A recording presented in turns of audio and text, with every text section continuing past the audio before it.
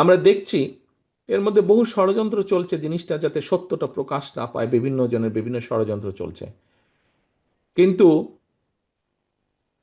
পেটের ক্ষুধা কিন্তু বাস্তব কথা বলে, খালি পকেট বাস্তব কথা বলে। আমরা যদি পত্রিকার পাতা খুলি, খবরের কাগজ দেখি, আমরা তাহলে দেখতে পাই বিভিন্ন শ্রেণী পেশার মানুষের বিভিন্ন সমস্যা। মিল ফ্যাক্টরি বন্ধ হয়ে যাচ্ছে, দেশি হোক বিদেশি হোক বিনিয়োগকারীরা বলছে আমরা বিনিয়োগ করব না, করতে চাই না। হাসপাতালগুলোতে সে ঠিকভাবে চিকিৎসার সুবিধা নেই।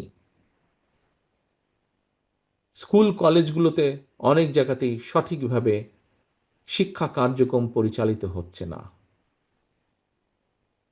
রাস্তায় বের হলে ছিনতাই বলো যাই বলো এগুলো তো আছেই, কিন্তু অ্যাক্সিডেন্টের হাত থেকে সুস্থ শরীরে ফিরে আসা যাবে কিনা সেটারও কিন্তু গ্যারান্টি নেই। খুব সম্ভব গত বছরও বাংলাদেশে 7,000-এরও বেশি মানুষ সড়ক দুর্ঘটনাতেই মারা গিয়েছে, রোড অ্যাক্সিডেন্টে মারা গিয়েছে। যে মানুষটা মারা গিয়েছে এই 7-8 হাজার মানুষের মধ্যে যারা ওই ওই ফ্যামিলির মেইন ইনকাম করত, এই মুহূর্তে ওই ফ্যামিলির কি অবস্থা আমরা কি কেউ জানি? আমরা কার পরের দিন খবর নিয়েছি, কিছু দেখেছি? ওই পত্রিকা পাতায় পড়লাম অমুক জায়গায় রোড অ্যাক্সিডেন্ট হয়েছে, এতজন মারা গিয়েছে, বাস, দেন দি ম্যাটার ইজ ক্লোজ। কি হলো না হলো কিছুই জানলাম না, বুঝলাম না। ওই ফ্যামিলিগুলোর কি হলো? আমাদের কি একবারও মনে হয় না এটা একটা অস্বাভাবিক ব্যাপার? এত রোড অ্যাক্সিডেন্ট কেন হবে বাংলাদেশে? এটা একটা অস্বাভাবিক ব্যাপার। স্বাস্থ্য সুবিধা ঠিক মতন মিনিমাম বেসিক সুবিধাটাও কেন পাবো না? এটা একটা অস্বাভাবিক ব্যাপার। এত মিল ফ্যাক্টরি ধাপাধাপ কেন বন্ধ হয়ে যাচ্ছে? এটা একটা অস্বাভাবিক ব্যাপার। এইভাবে শেয়ার মার্কেট কেন ক্র্যাশ ডাউন করছে? এটা একটা অস্বাভাবিক ব্যাপার যে ব্যাংকের পর ব্যাংক ক্লোজ ডাউন করছে, শাট ডাউন করছে, কলাপস করছে। এই অস্বাভাবিক ব্যাপারটা এইভাবে চলতে পারে না। এই অস্বাভাবিক ব্যাপার চলতে পারে না, এবং এই অস্বাভাবিক চলতে দেওয়া যেতে পারে না। এই অস্বাভাবিক ব্যাপার যদি পরিবর্তন করে স্বাভাবিক ব্যাপারকে, স্বাভাবিকভাবে দেশকে নিয়ে আসতে হয়, প্রিয় ভাই বোনেরা, গণতন্ত্রের কোনো বিকল্প নেই, নেই এবং নেই। কেন নেই এই কথাটি বলি। বিগত যে স্বৈরাচারের বিরুদ্ধে আমরা আন্দোলন করেছি, কেন আন্দোলন করেছি? কারণ সেখানে কোনো জবাবদিহিতা ছিল না। মানুষ বেঁচে আছে কি মরে যাচ্ছে তার কোনো জবাবদিহিতা ছিল না। কেন বেঁচে মরে যাচ্ছে মানুষ, এর জবাবদিহিতা ছিল না।